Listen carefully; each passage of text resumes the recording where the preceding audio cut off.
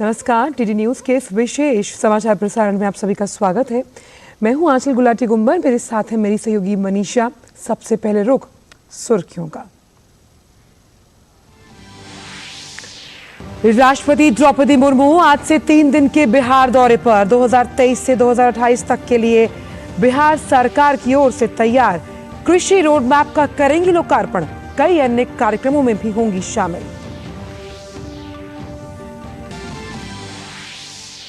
चुनावी राज्यों में बड़ी सरगर्मी। बीजेपी अध्यक्ष जेपी नड्डा आज कोटा और अजमेर संभाग के कार्यकर्ताओं से करेंगे रणनीति पर चर्चा।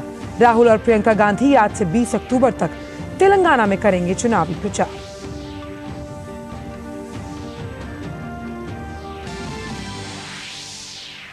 आज सेना कमांडर सम्मेलन में शामिल होंगे रक्षा मंत्री राजनाथ सिंह। पिछले 2 दिन से सेना के परिचालन तैयारियों की समीक्षा के अलावा वर्तमान और उभरते सुरक्षा परिदृश्यों पर हो रहा है मंथन।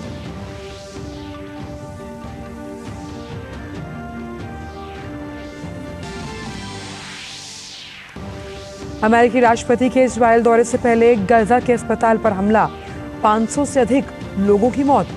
इजरायल और गजा के एक संगठन ने एक दूसरे पर लगाए हमले के आरोप। अमेरिका और संयुक्त राष्ट्र ने कहा हमले की होगी जांच।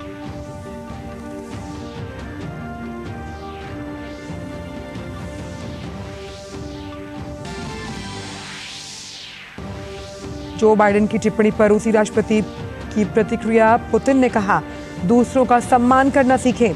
आज चीन में अपने समकक्ष शी जिनपिंग से मिलेंगे पुतिन।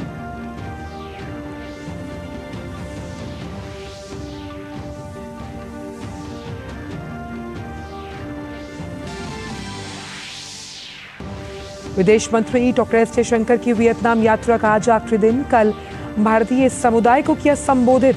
कहा दोनों देशों के बीच ऐतिहासिक और सांस्कृतिक जुड़ाव को मिल रही है मजबूती।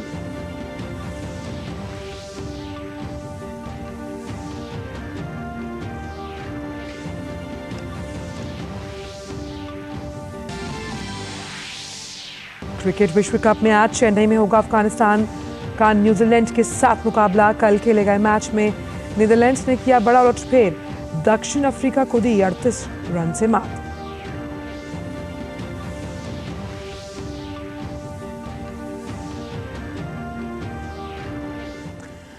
और आइए अब जानते हैं इन सभी खबरों को विस्तार के साथ। राष्ट्रपति द्रौपदी मुर्मू आज से बिहार के 3 दिन के दौरे पर रहेंगी। पटना में राष्ट्रपति आज 2023 से 2028 तक के लिए बिहार के चौथे कृषि रोड मैप का लोकार्पण करेंगी। वहीं राष्ट्रपति 19 अक्टूबर को मोतिहारी में महात्मा गांधी केंद्रीय विश्वविद्यालय के पहले दीक्षांत समारोह में शामिल होंगी। इसके साथ ही राजभवन में पटना में बिहार के पीवीटीजी के जो सदस्य हैं उनके साथ भी बातचीत होनी है। राष्ट्रपति गुरुवार की शाम अखिल भारतीय आयुर्विज्ञान संस्थान एम्स पटना के पहले दीक्षांत समारोह में शिरकत करेंगी और अपने बिहार दौरे के अंतिम दिन राष्ट्रपति मुर्मू दक्षिण बिहार केंद्रीय विश्वविद्यालय के 3रे दीक्षांत समारोह में भी भाग लेंगी।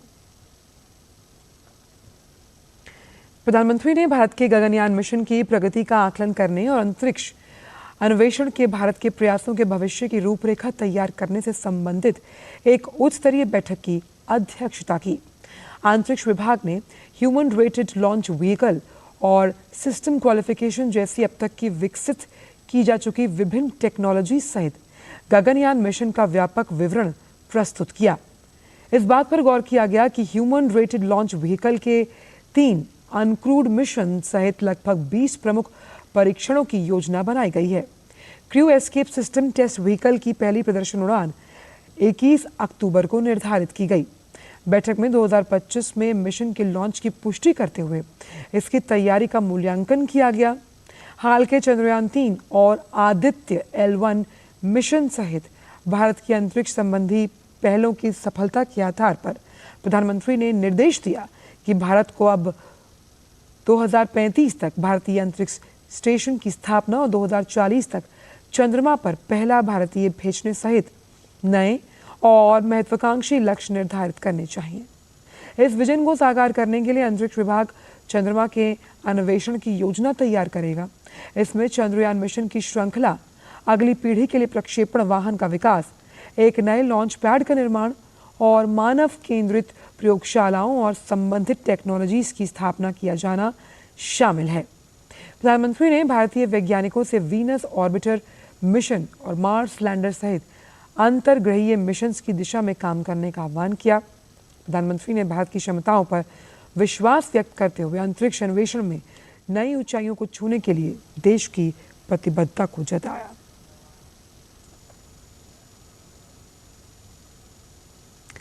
भाजपा अध्यक्ष जगत प्रकाश नड्डा आज राजस्थान के कोटा और अजमेर जिले के दौरे पर रहेंगे। जेपी नड्डा कोटा के लोटस अंता औद्योगिक क्षेत्र में विभिन्न कार्यक्रमों में शिरकत करने वाले हैं।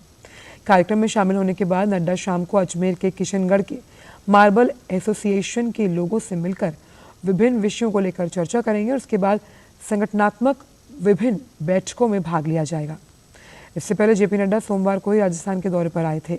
जोधपुर में उन्होंने पार्टी नेताओं और पदाधिकारियों के साथ 3 दौर की बैठकें की।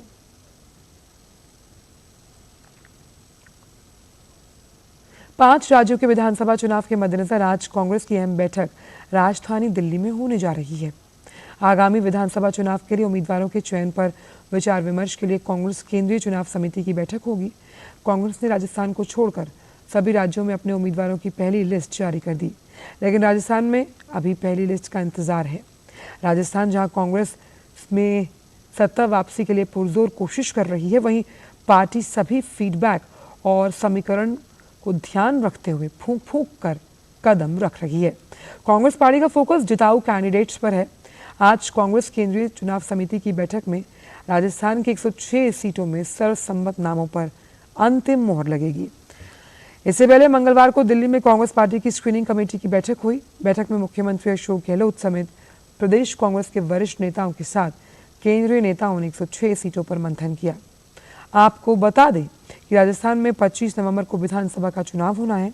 ऐसे में कांग्रेस पार्टी सत्ता में वापसी के लिए फूंक फूंक कर कदम उठा रही है। माना जा रहा है कि राजस्थान के लिए पार्टी कुछ बड़े फैसले कर सकती है। राजस्थान के साथ ही मध्य प्रदेश, छत्तीसगढ़ के लिए भी दूसरी लिस्ट का इंतजार है।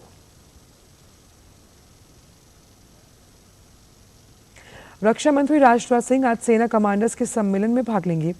सीडीएस जनरल अनिल चौहान, थल सेनाध्यक्ष जनरल मनोज पांडे और वायुसेना प्रमुख वीआर चौधरी भी सम्मेलन को संबोधित करेंगे। सेना कमांडर्स का सम्मेलन नई दिल्ली में चल रहा है। ये शीर्ष स्तरीय द्विवार्षिक कार्यक्रम वैचारिक आधार पर विचार विमर्श के लिए भारतीय सेना को महत्वपूर्ण नीतिगत निर्णयों की सुविधा प्रदान करने का एक संस्थागत मंच है। 5 दिवसीय सम्मेलन के दौरान सेना कमांडर और अन्य वरिष्ठ पदाधिकारी पहले दिन वर्चुअल माध्यम से बैठक कर रहे हैं। शीर्ष नेतृत्व भारतीय सेना की परिचालन तैयारियों की समीक्षा के अलावा वर्तमान और उभरते सुरक्षा परिदृश्यों पर विचार मंथन कर रहा है। कमांडरों का सम्मेलन अपने व्यापक क्षेत्र के साथ ये सुनिश्चित करता है कि भारतीय सेना प्रगतिशील, अग्रगामी, अनुकूलित और भविष्य के लिए तैयार हो। बाद विदेश मंत्री डॉक्टर एस जयशंकर के वियतनाम दौरे की और आज उनकी यात्रा का आखिरी दिन है। दोनों देशों के संबंधों को और अधिक ऊर्जावान बनाने के इरादे से विदेश मंत्री ने अपनी यात्रा के दौरान शीर्ष नेताओं के साथ मुलाकात की और प्रधानमंत्री के विचारों से उन्हें अवगत कराया। साथ ही ये बताया गया कि वियतनाम के साथ भारत के रिश्ते कितने अहम हैं। विदेश मंत्री ने कल भारतीय समुदाय को संबोधित करते हुए कहा कि उनके कारण दोनों देशों के बीच ऐतिहासिक और सांस्कृतिक जुड़ाव को और मजबूती मिल रही है और दोनों देश विकास की राह पर हैं। साथ ही उन्होंने कहा कि G20 के माध्यम से वैश्विक मंच पर भारत की भूमिका और आम सहमति बनाने की हमारी क्षमता की दुनिया भर में प्रशंसा हुई।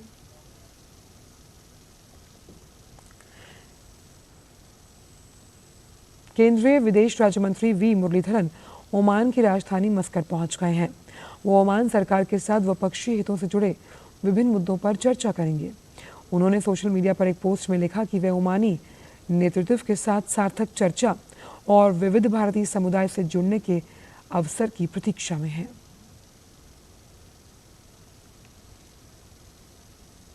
वक्त की छोटे से ब्रेक का आप देखते रहिए डीडी न्यूज।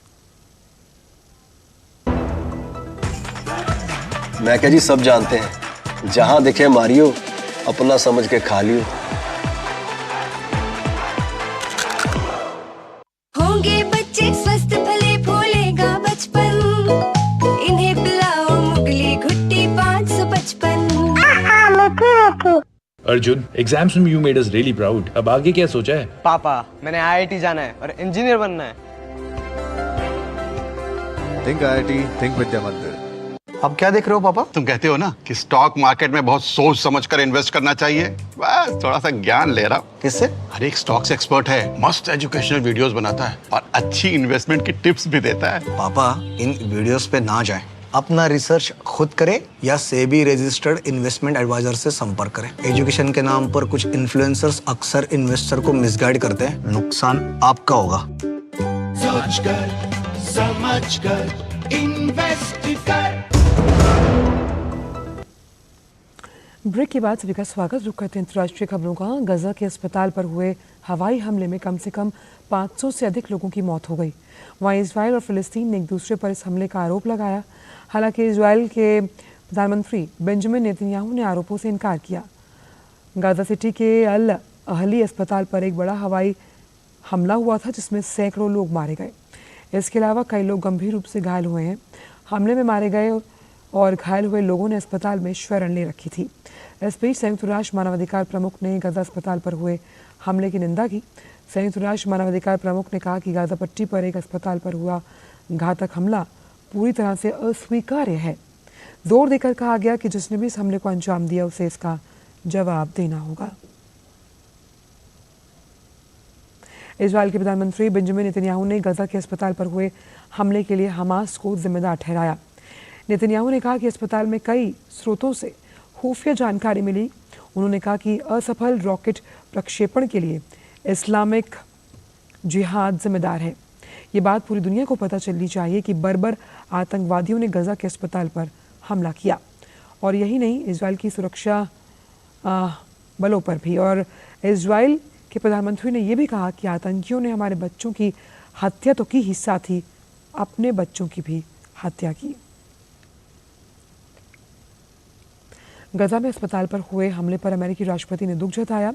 बाइडेन ने सोशल मीडिया मंच एक्स पर अपने संदेश में कहा कि वे गजा के अल अहली अरब अस्पताल में हुए धमाके और उसके कारण जानमाल के भयानक क्षति से दुखी हैं। उन्होंने कहा, यह समाचार सुनते ही जॉर्डन के राजा अब्दुल्ला द्वितीय और इजराइल के प्रधानमंत्री नेतन्याहू से बात की गई और अपनी राष्ट्रीय सुरक्षा टीम को इसके बारे में जानकारी जुटाने का भी निर्देश दिया गया ताकि पता लगाया जा सके कि वास्तव में हुआ क्या था। बाइडेन ने कहा कि अमेरिकी संकट की इस घड़ी में पीड़ितों के साथ वो खड़ा है और बाइडेन ने अपने संदेश में त्रासदी में मारे गए निर्दोष लोगों के प्रति शोक व्यक्त किया। गजा के अस्पताल पर यह हमला जो था उसमें अमेरिकी राष्ट्रपति जो बाइडेन के इजराइल दौरे के पहले ये हुआ है और आज बाइडेन इजराइल पहुंच रहे हैं। अमेरिकी राष्ट्रपति मैरीलैंड के जॉइंट बेस एंड्रयूज एयरपोर्ट से इजराइल के लिए रवाना हुए। उनकी मुलाकात इजरायली प्रधानमंत्री बेंजामिन नेतन्याहू से होगी। मौजूदा हालात में गजा अस्पताल पर हुए हमले के बाद जॉर्डन में होने वाले अरब नेताओं के साथ बाइडेन की शिखर सम्मेलन को भी रद्द कर दिया गया। जॉर्डन, मिस्र और फिलिस्तीन के नेताओं के साथ अम्मान में एक शिखर सम्मेलन आयोजित होना था, लेकिन अब जॉर्डन ने घोषणा की है कि वो गजा में अस्पताल पर हुई बमबारी के बाद बैठक को रद्द कर रहा है। बात क्रिकेट की। आईसीसी क्रिकेट विश्व कप में एक और बड़ा उलटफेर देखने को मिला। धर्मशाला में खेले गए मुकाबले में नीदरलैंड्स ने खिताब की दावेदार दक्षिण अफ्रीका को 38 रन से मात दी। नीदरलैंड्स ने बारिश के कारण बाधित मैच में दक्षिण अफ्रीका के सामने जीत के लिए 43 ओवर में 246 रन का लक्ष्य रखा। जवाब में दक्षिण अफ्रीका की पूरी टीम 207 रन पर सिमट गई।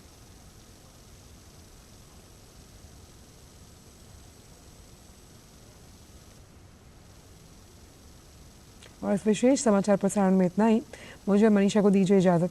नमस्कार।